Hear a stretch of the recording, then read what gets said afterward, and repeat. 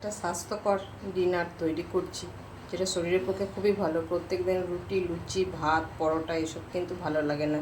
তাই মাঝে মাঝে নিজের শরীরকে যত্ন নেওয়ার জন্য এসব খাবার খেতে হয়। তাই আমি জল দিয়ে দিয়েছি হাফ গ্লাস মতন। আর এখানে রয়েছে আমার কোটোতে ওটস। এখানে আমি ওটস দেবো 4 থেকে 5 চা চামচ। এখানে জল অলরেডি আমার ফুটছে। এই ওটসটা হচ্ছে ভেজিটেবল ওটস। এর মধ্যে কিন্তু মটরশুঁটি, গাজর সব কিছুই দেওয়া আছে। 4 থেকে 5 চা চামচ আমি এর মধ্যে দেবো। দেখতেই পাচ্ছ তোমরা, মটরশুঁটি দেওয়া আছে। আমি এক্সট্রা করে বরবটি, গাজর সেদ্ধ করে নিয়েছি। একটু বেশি পরিমাণে ভেজিটেবলটা শরীরে গেলে শরীরের পুষ্টিগুণও ভালো থাকবে।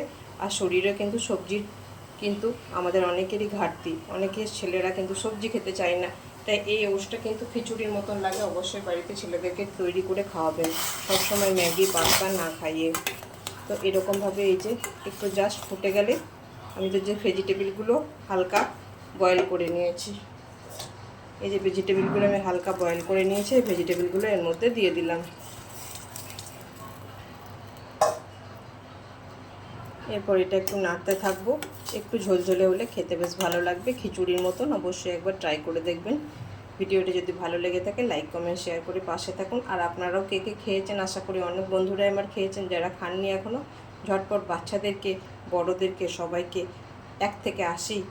1 থেকে বলবো না, 10 থেকে 80 বছর বয়সের মানুষরা কিন্তু এই ডিশটা খেতে পারবে। যদি ভিডিওটা ভালো লেগে থাকে লাইক কমেন্ট শেয়ার করে পাশে থেকো।